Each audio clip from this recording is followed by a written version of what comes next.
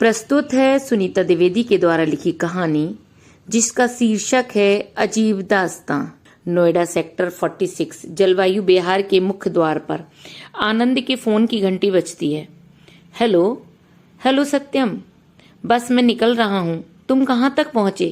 कहीं नहीं यार, आज थोड़ा देर से जागा हूँ, बस तैयार हो रहा हूँ। आनंद जल्दी करो, आज छुट्टी है, हमें अपने काम निपटाने हैं, वरना फिर सारे सप्ताह तो हम भागदौड़ में ही लगे रहेंगे। सत्यम बिल्कुल, मैं बस 10 मिनट में निकलता हूँ। तुम रिंकू और अविनाश को फोन कर दो, वह दोनों भी समय से आ जाएं तो ठीक रहेगा। आनंद हाँ, मैं अभी करता हूँ।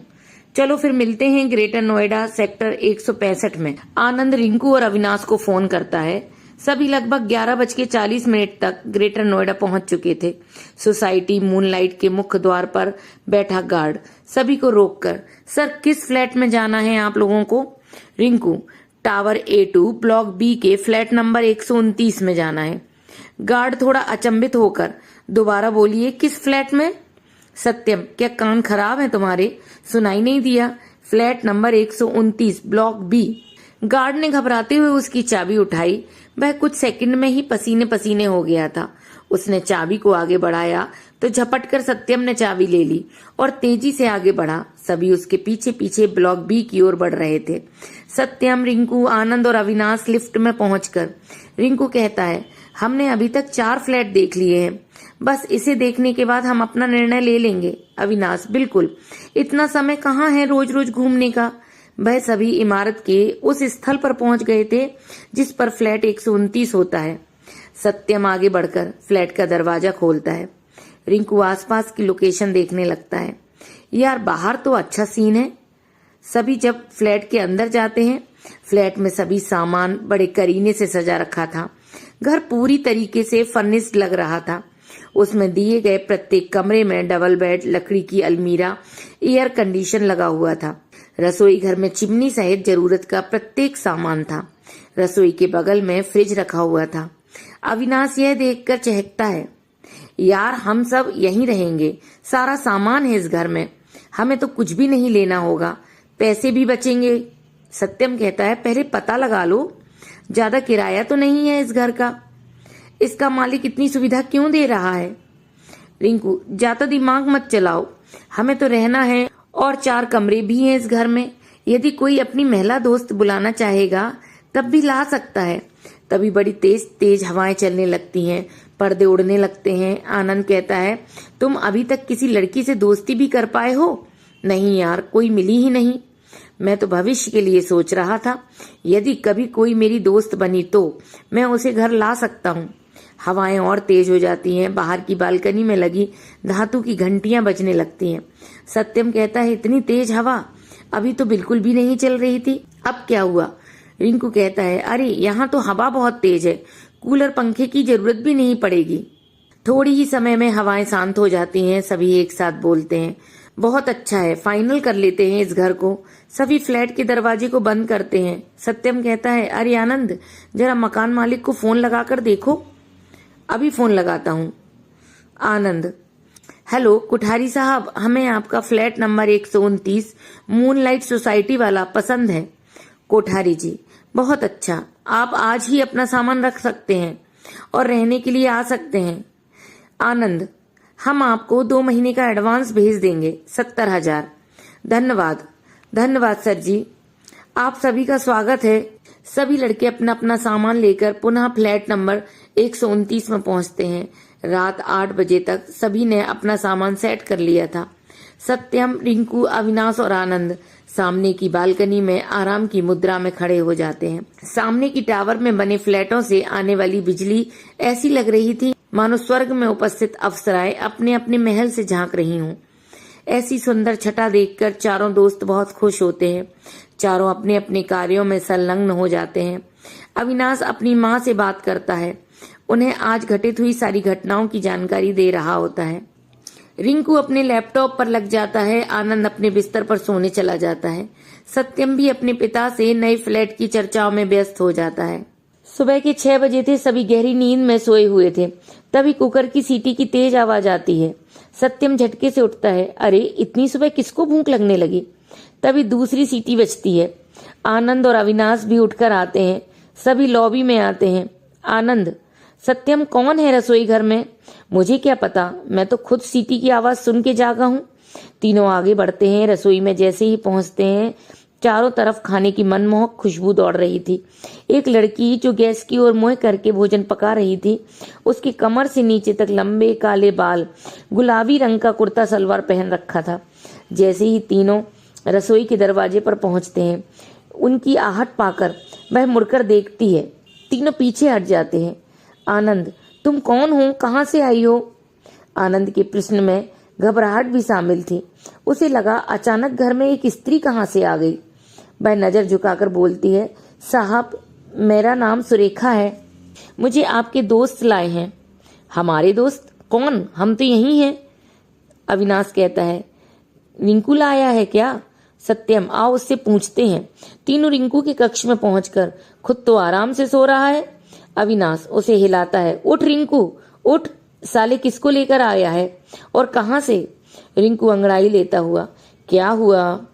आनंद, अरे तुम किस लड़की को लेकर आए हो खाना बनाने के लिए? रसोई में धड़ाधड़ भोजन पक रहा है। रिंकू, अरे सुरेखा, हाँ याद आया, मैं सुबह जल्दी उठ गया था, सो नीचे घूमने चला गया। तुम तीनों तो मस्त सो रहे थे। मुझे लौटते समय ये सीढ़ियों के किनारे रोते हुए मिली। मैंने पूछा तो बता रही थी किसी ने काम से निकाल दिया है और उसके घर में उसकी माँ बीमार है, पैसों की सख्त जरूरत है। 2000 रुपए में हमारा सारा काम करेगी, झाड़ू पोंछा, बर्तन, कपड़े और खाना भी बनाएगी। सत्यम, वो सब तो ठीक है, लेकिन इसका कोई परिचय पत्र नहीं है। ऐसे कैसे भरोसा कर लें हम इस पर? रिंकू, तो मत करो, लेकिन इतने सस्ते में कोई ना मिलेगा। आनंद, कुछ दिन देख लेते हैं, इस पर नजर रखना पड़ेगा। तभी सुरेखा वहां पहुंचती है और रोते हुए, मैं जा रही हूँ, आप लोगों को मुझ पर भरोसा नहीं है, और रोते हुए बाहर को जाने लगती है। तभी अविनाश उसके आगे जाकर खड़ा हो जाता है। अरे नहीं, हम सबका ये मतलब नहीं था, तुम काम करो, तुम्हें कोई नहीं हटाएगा। सत्यम, सुरेखा जी, हमें चाय मिलेगी क्या? सुरेखा को अपने नाम के साथ जी सुनने की आदत नहीं थी। एक पल को ठहर कर फिर हाँ हाँ क्यों नहीं, अभी लाती हूँ। आनंद, ईश्वर भी कभी कभी छप्पड़ फाड़ कर देते हैं। अभी कुछ दिन पहले हम एक किराए के घर के लिए ही परेशान थे, अब घर के साथ साथ इतनी अच्छी काम वाली भी मिल गई। तभी आनंद को लगता है किसी ने उसका पैर खींचा और वह गिर जाता है। अरे बाप रे, कौन है जिसने मेरा पैर खींचा? साले, अभी मेरी कमर टूट जाती तो। सभी दूर हटते हुए, हमने तो छुआ भी नहीं। अरे, सुरेखा को देखकर फिसल गया। आनंद, मैंने उसे ठीक से देखा भी नहीं, मुझे उठाओ जरा। रिंकू हाथ पकड़कर आनंद को उठाता है। सुरेखा चाय बनाते हुए सोचती है, पैदा हुई तो माँ चल बसी, सभी ने मनहूस बोल के मेरा बचपन बर्बाद कर दिया। चाचा चाची ने पाला, वो भी ऐसे जैसे कोई गली के कुत्ते के साथ भी व्यवहार नहीं करता। सारा दिन बेहया बेशरम शब्द सुनने पड़ते थे। मुझे 6 वर्ष की उम्र में इन दोनों शब्दों का मतलब भी नहीं पता था। आज जीवन में पहली बार किसी इंसान ने जी लगाकर बात की। बाप ने तो दूसरी शादी कर ली थी, दिन भर शराब के ठेके पर पड़ा रहता था। जब भी घर में आता तो मुझ पर गालियों के रूप में अपना प्यार बरसाता था। मनहूस, बेहया, बेशरम शब्द तो मेरे गहने बन गए थे। ये तो मेरे अंग का श्रृंगार थे। लगता था इनके बिना तो मैं अधूरी हूँ, मेरी शख्सियत अधूरी है। इसके अलावा बालों की चोटी खींचकर 2 झापड़ मेरे गाल पर रसीद कर देना बहुत सामान्य घटना थी। किसी को भान नहीं था कि ये भी इंसान है, इसकी भी कुछ जरूरतें हैं। तन ढकने के लिए कपड़ा पड़ोस की महिलाएं दे देती थी। वो भी कहती, तुम ये सलवार कुर्ता पहनोगी, हमारी बेटी का है। लेकिन बेटा, जरा हमारी कमर में दर्द है, अनाज छत पर फैला दोगी? मुझे लगता इनका काम करने में क्या परेशानी है। वो बदले में कपड़े और कुछ भोजन दे तो देती हैं, लेकिन वो जिनकी मैं जिम्मेदारी हूँ, उन्हें तो मुझ में मनहूसियत के अलावा कुछ भी नजर नहीं आता। तभी फ्लैट में तेज हवाएं चलने लगती हैं। घंटियां जो बालकनी में लगी थी आवाज करने लगती है। सुरेखा चाय लेकर आती है। सभी चाय पीते हैं और एक साथ बोलते हैं, भाई चाय तो बहुत अच्छी बनी है। हवाएं शांत हो जाती हैं। सुरेखा गर्दन झुकाकर चली जाती है। सभी अपने अपने ऑफिस जाने की तैयारी में लग जाते हैं। आज अविनाश का ऑफिस नहीं था, उसको बाजार में कुछ काम था, इसलिए वह अपने कमरे में आकर आराम करने लगता है। सभी 10 बजे तक निकल चुके थे। सुरेखा भी शाम 6 बजे का बोलकर जा चुकी थी। अविनाश आज आराम से अपने काम निपटा रहा था, तभी उसकी मेज पर रखा गिलास जिसमें पानी भरा था तेजी से लुढ़कता है, जैसे किसी ने गिराया हो। अविनाश, अरे ये कैसे गिर गया? वह जैसे ही गिलास को उठाने के लिए झुकता है, गिलास और आगे लुढ़क जाता है।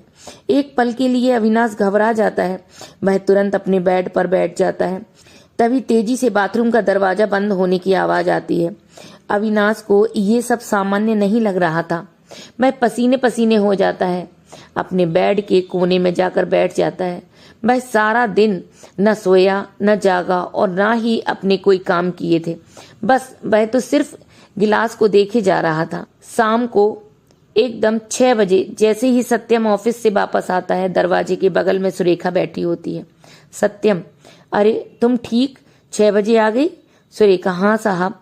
सत्यम, घर में अविनाश है, तुम्हें जाकर अपना काम करना चाहिए। सुरेखा, 6 बजे का समय था, मैं पहले कैसे जाती? सत्यम, अरे अब तो चलो। दोनों फ्लैट में प्रवेश करते हैं।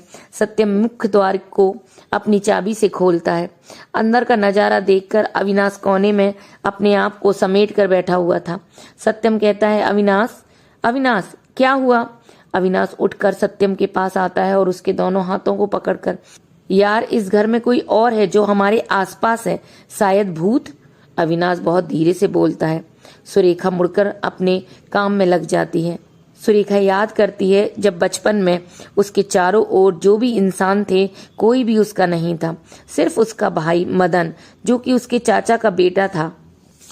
लेकिन सुरेखा उसे अपने सगे भाई से भी ज्यादा प्यार करती थी। वो भी छिपकर सुरेखा के लिए दूध, रोटी, अचार का आम लाकर देता था, क्योंकि सुरेखा को खाने में सूखी रोटी और नमक दिया जाता था। मदन अपनी माँ से रो रो कर चीजें मांगता और सुरेखा को देता था। वही था जिसके सहारे सुरेखा उस घर में रहती थी।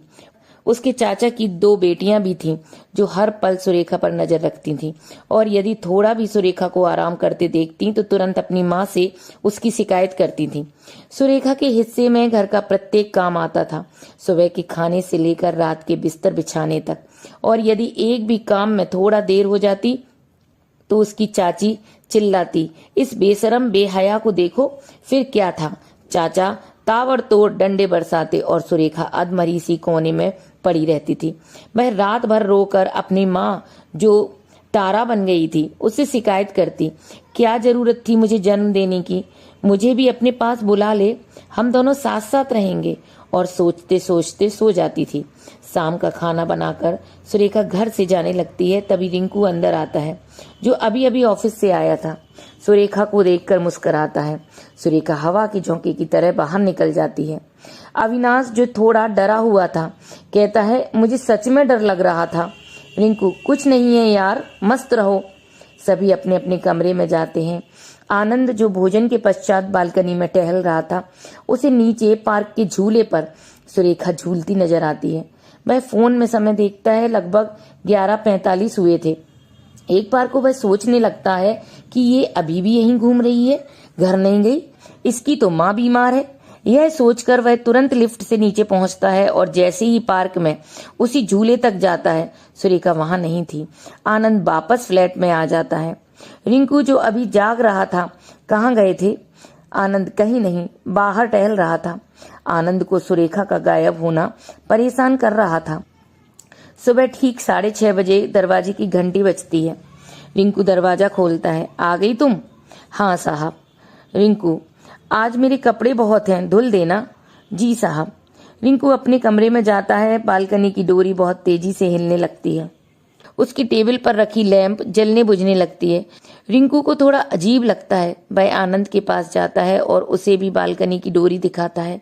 आनंद, कुछ तो गड़बड़ है। तभी सत्यम गुसलखाने में जाता है। उसके शीशे पर लिखा होता है, हम तुम लोगों को नुकसान नहीं पहुंचाएंगे, बस हमारी मदद करो। सत्यम भाग कर आता है।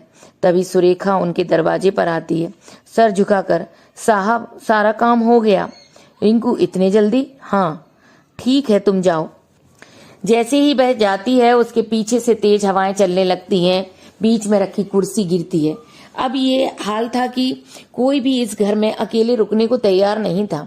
सत्यम कहता है, जरा सभी चलो आसपास पूछते हैं, कुछ तो पता चलेगा। सभी तैयार होकर गार्ड के पास पहुंचते हैं। सत्यम, गार्ड भाई, हमारे फ्लैट 129 में इसके पहले कौन रहता था? गार्ड कपकपा रहा था, उसके माथे से पसीना बह रहा था। साहब, मैं तो अभी 6 महीने पहले ही आया हूँ, लेकिन उस फ्लैट में कुछ गड़बड़ है, कोई नहीं रह पाता उसमें। मेरे सामने एक पति पत्नी रहने आए थे, पता चला पति ने फांसी लगा ली और पत्नी बालकनी से कूदकर मर गई। लोग कहते हैं इसमें ऊपरी हवा है जो किसी को इस घर में रहने नहीं देती। आपने पूछा नहीं, वरना मैं तो मना कर देता। शाम के 6 बजे सुरेखा आती है। आनंद, तुम कैसे एकदम 6 बजे प्रकट हो जाती हो? ना 1 मिनट पहले ना 1 मिनट बाद। सुरेखा, मेरा तो काम ही है। आनंद, तुम्हारी शादी हो गई? नहीं साहब, हम लोगों की शादियां कहाँ होती हैं, कौन करेगा हम गरीब से शादी? रिंकू, कोई भी कर सकता है, तुम सुंदर हो। सुरेखा सर झुकाकर रसोई में जाती है। उसे याद आता है वह दिन जब उसके चाचा के साथ शहर के 2 आदमी आए थे। चाची ने सुरेखा को सुंदर सलवार सूट पहनाया था और बोला, हम तुम्हारी शादी इस लड़के से कर रहे हैं जो पीली शर्ट पहने हैं। सुरेखा को लगा शायद उसका जीवन बदलने वाला है।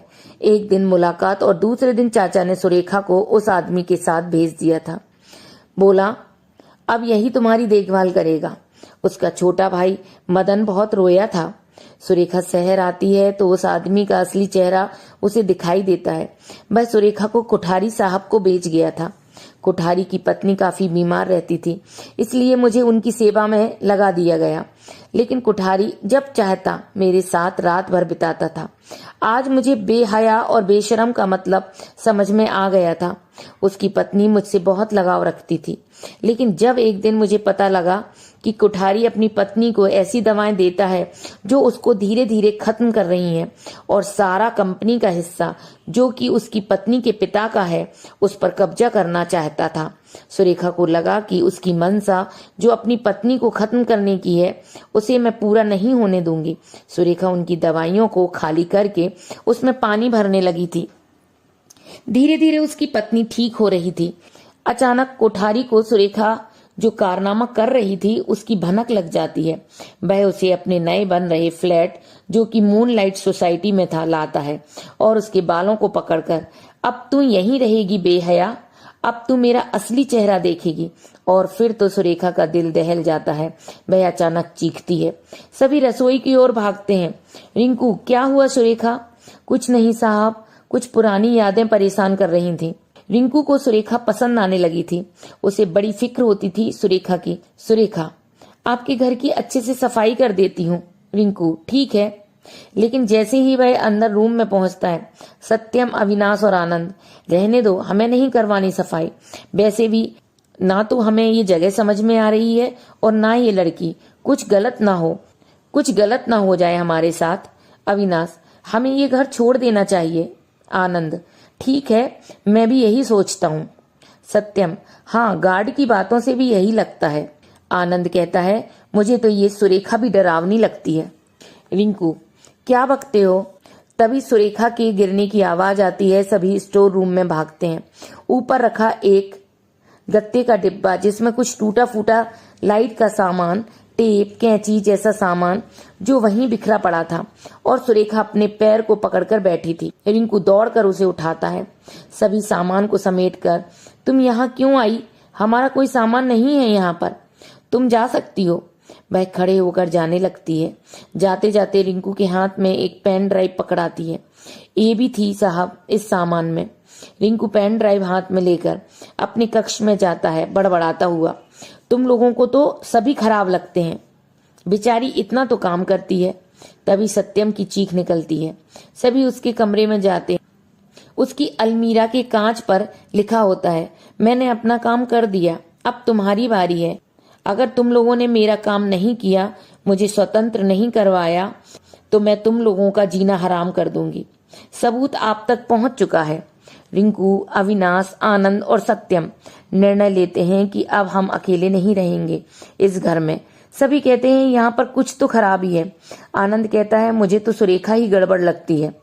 रिंकू दौड़कर अपना कैमरा उठाता है क्योंकि वह कभी कभार सबकी तस्वीरें खींचता रहता था। उसने सुरेखा की भी कुछ तस्वीरें ली थीं। जब वह कैमरे में देखता है तो भौचक्का रह जाता है। सुरेखा की प्रत्येक तस्वीर में उसका चेहरा गायब था। रिंकू की आंखों से आंसू और पूरे शरीर में कंपन होने लगा था। आनंद उसके कैमरे को देखता है। सभी सोच में डूब जाते हैं, अब क्या होगा। सभी को अंदेशा हो गया था कि सुरेखा कोई इंसान नहीं है।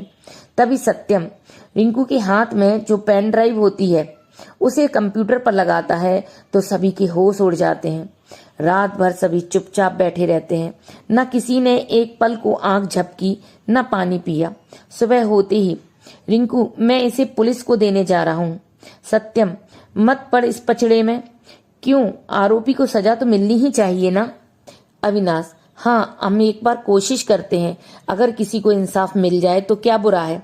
आनंद ठीक है। सभी पुलिस स्टेशन पहुंचते हैं और पूरी कहानी के साथ पेन ड्राइव पुलिस को देते हैं। पुलिस जैसे ही कंप्यूटर पर पेन ड्राइव का सच देखती है तुरंत कोठारी के घर पहुंचती है और उसे गिरफ्तार कर लेती है।